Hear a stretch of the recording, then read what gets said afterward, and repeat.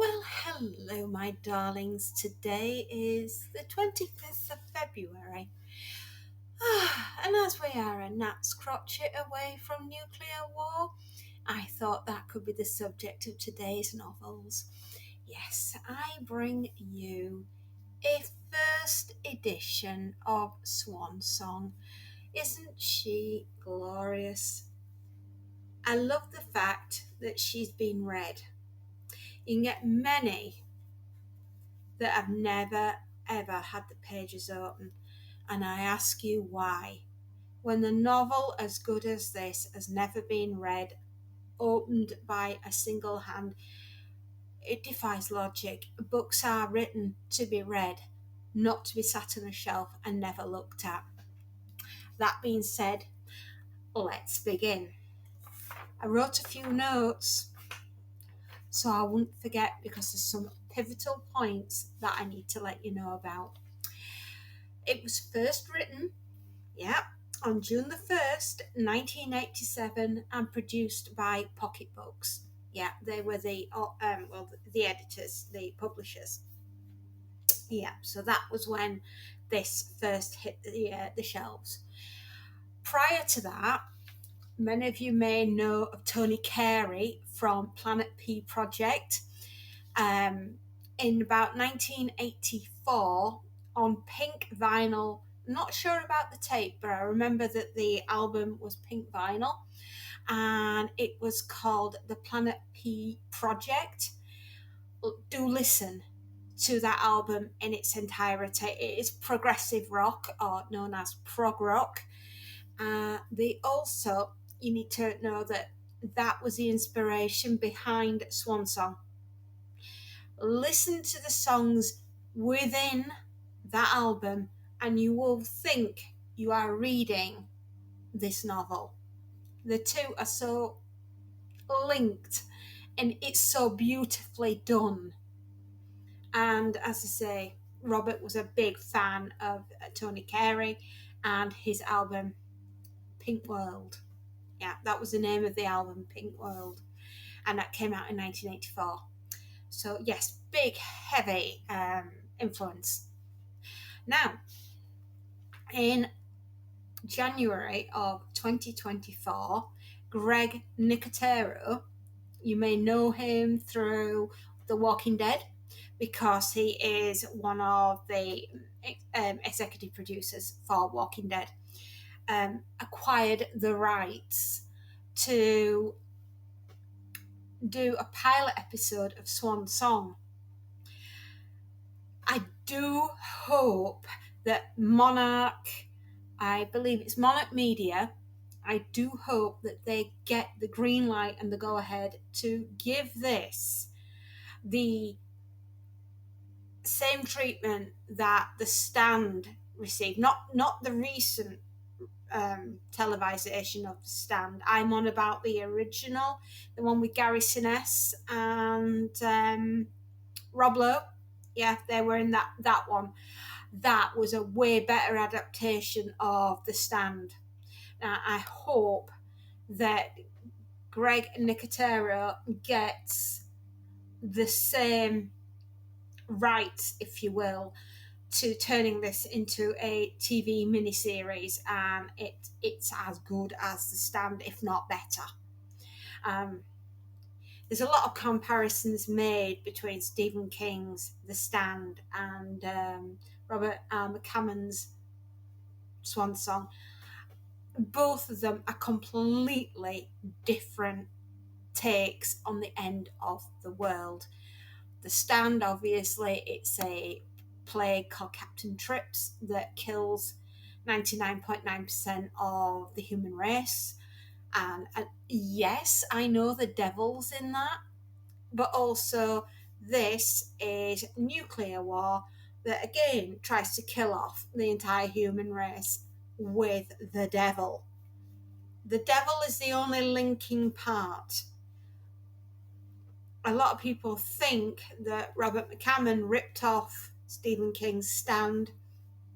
I don't think so. I disagree because both of them are equally as good on their own merits and should be, as they are, a standalone novel. Yes, it's written of its time, beautifully done, I may say. Is it women bashing? I don't think so. Is it man bashing? No, I don't think so. I think it's just a novel of its time, but it stood the test of time as well. It is beautifully written. It is written in sometimes in the form of poetry, as well as factual, actual what would happen in a nuclear war. It is a disturbing adventure, a very much a wild ride into the unknown. It gives you a prelude, I guess, to what you would imagine hell would look like. But even hell has to have hope in the form of Swan. Now, going how it won awards. In 1987, it won the Bram Stoker Award for horror. And in 1994, it won the Japan Adventure Fiction Association Prize for the Best Translated Novel. So it has done quite well with two very prestigious awards. 960 pages of darling nuclear nightmares. Indeed it does. If you ever wondered what the journey to hell would look like, here it is, 960 pages describing that very act. You cannot escape the fact that going to hell in such a way, we are all going to be looking forward to the trip. And boy, what a trip that will be. Now, you will come across some, I would say, a plethora of characters. In 960 pages, it would be difficult not to. And I have highlighted the more notable ones, shall we say. Oh, excuse me, getting comfortable. Yes, so we'll start with Susan Wander, also known as Swan. Susan Wander, little Swan, starts the story right beginning, as a little girl. And we follow this little girl with her extraordinary powers. It's hinted at the beginning of the novel. Spoiler alert, all those secret special powers are going to come to the forefront about halfway through the book, when everyone's going to know what a badass Swan actually is, and the fact that Alan Titchmarsh has nothing on this young lady when it comes to growing plants.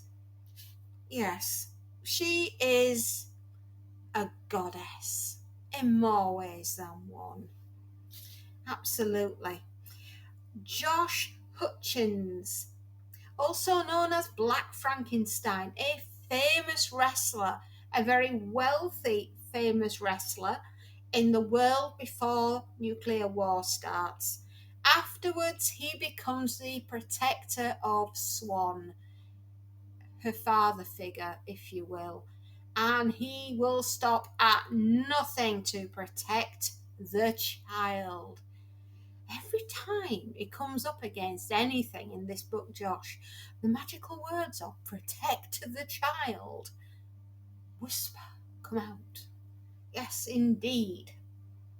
So Josh is a wrestler in a previous life, and in the world that we're going into, becomes Swan's protector, her surrogate father. Sister Creep, a bag lady from New York City. Yes, If you ever wondered what happened to Carrie from Sex and the City, I think she turned into Sister Creep. No, I digress. I think that was slightly unfair. No, Sister Creep has a very tragic backstory. A loss of a child, somewhat, is to explain how she ended up on the streets. Um, Anyhow, Sister Creep has to find Swan at all costs, and she also finds a very strange ring which has very strange magical powers, as will be revealed throughout the story. And it will crop up again and again and again, helping saving. The ring and Swan are very closely linked. They are indeed. Colonel James Macklin. He's a deranged madman. Aren't they all, darlings? Aren't they all? A survivalist, a former US Air Force prisoner of war. He is contracted by investors to oversee the mountain bunker as a nuclear war basically breaks out. And he happens to be within the bunker at the time of nuclear war breaking out and survives and takes the most disturbed child I have ever had the misfortune of encountering in any book I have ever read. This child, Roland Croninger, will stay in your mind for a very long time, if not forever. There is no other child. He would make Damien cry from The Omen. He would make Damien cry. He is a nasty, nasty child. Highly deranged, sociopathic. I would say he's the Antichrist. Damien is a wimp compared to this child. Yes. He is a cold-blooded monster. And Colonel Macklin turns him into a cold-blooded killer. Yeah.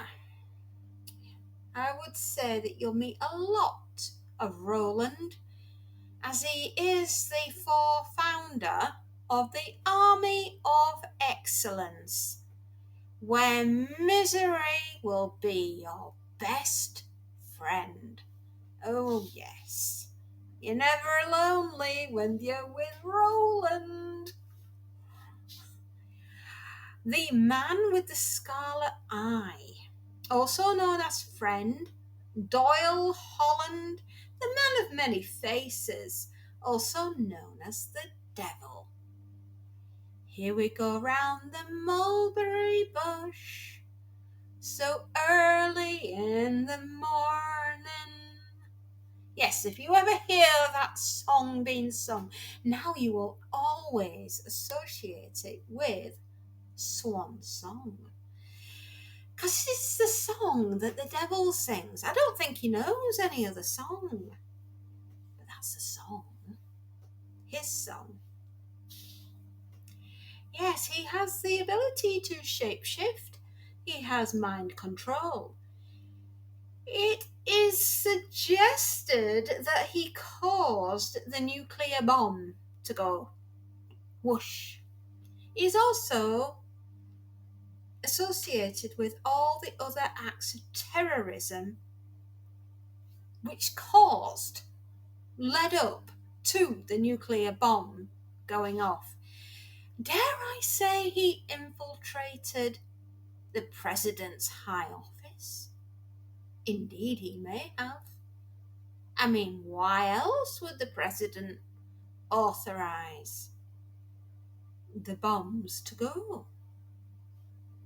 I don't know. There is a strong linkage there, my darlings, a very strong link. Yes, I think the devil was bored and he decided that I quite fancy nuclear war today. I haven't got anything else on the agenda, so war it is. And war is what we got. Thank you, Mr. President of the United States. A very disturbed man. A very disturbed man. Indeed. He also has the power to end the war because he's the only one that has the codes. And he has the power to end the war of the talons of heaven. There's a little sumptuating thing to look for within the book. The talons of heaven. Who or what do they represent? And are they going to be the destruction of earth or the salvation of humanity? You decide. That's the one thing I love about this novel, is you will love or loathe the characters, but there are some wonderful ones to meet. And do we really want to save the earth? Or would it be better if it never existed? I don't know. It's the game that the God and Devil are playing all the way through the novel. Indeed. Notable characters that you will find and will take to your heart, as I did. Paul Thorson, whose sister Creep finds, I think they meet in New York, and they bond over a very special stew that is made out of a dead wolf. And these two remain united for many, many years on their quest to find Swan. I won't say what happens to Paul, but your heart will be broken when that happens. I do not want to spoil that part. Yeah. Paul and sister are united. Oh, one of my ultimate favourite naughty characters, Lord Alvin of the Kmart. Yes, the supermarket that nightmares are made of. Supermarket sweep be damned. Dale Winton's got nothing on this nutter. I can honestly say, oh my giddy antus, Lord Alvin, I am the ruler of this supermarket. You will kneel before me and die. Yes, all other biscuits can be found in the biscuit aisle. Yeah, I wonder what went through Robert's mind when he was creating Lord Alvin. He is magnificent, but he's only in the book in snippets and short parts. I would have really liked Lord Alvin to have had a bigger part. I mean, the roles that he got and the places where he pops up are fantastic, but he's just such an unusual character. Fabulous, in fact. And yes, clean up on aisle 7. Lord Alvin's been up to his old tricks again. You know, that kind of supermarket sweep. Oh my goodness, mate. What a treat. That character. I just love Lord Alvin. And he's just not in it enough for me. I would have liked to see more of him. A lady that you're going to get to know, she's the head of the recreational women. Now, if you don't know what the recreational women are, well, you will find out. They are for the Army of Excellence men, if you will. And she is the head madam. Yeah, Sheila Fontana. She's the head lady of the recreational women. I suppose that's Colonel Macklin and Roland Cronin It's their way of saying thank you to the soldiers that are fighting upon their behalf to win back the hearts and minds of America. Yeah, that's quite an interesting job application. So you wish to be a recreational woman then? What experience have you got in this department? Wowee. Yeah. It's just not a job I'd be applying for anytime soon. No. We have Mule, the beloved horse of Susan Wonder, Swan, and Mule adores Swan and would do anything for Swan. He is devoted to Swan, and they have many an adventure together, does Susan and Mule. Yeah, beautiful. And of course, as I've mentioned before, the President of the United States, who is completely and utterly insane. Now, it's quite obvious what happens. War breaks out between America and Russia. And how can I put it? We all go on a very jolly trip to hell. In fact, I'll read you the little blurb on the back. An ancient evil roams the blasted nightmare country, as evil as old as time. He is the man with the scarlet eye, the man of many faces, gathering under his power the forces of human greed and madness. He is seeking to destroy a child, the one called Swan. Yeah. The man with the scarlet eye, also known as the devil, is on a mission to get Swan and the ring that Sister Creep has. And it's basically a battle between good and evil, between God and the devil, for the remaining souls of mankind. And of course, the talons of heaven. Will they be a blessing or a curse to the earth? You'll have to read the book, darlings, to find out. But I tell you this, you will have a rollicking read. You truly will. Now, I received this for Christmas, and I got it as a second-hand library book from Ackley Community Library in Ackley, MN. Is that Minnesota or Maine? I don't know. I'm not familiar with American, initials after, so perhaps someone could tell me exactly where it came from. True to form, very quickly read you the first page. Chapter 1, The Point of No Return. 10:27 p.m. Eastern Daylight Time, Washington, D.C., July the 16th. My daughter's birthday. Once upon a time, we had a love affair with fire, the President of the United States thought, as the match he had just struck to light his pipe flared beneath his fingers.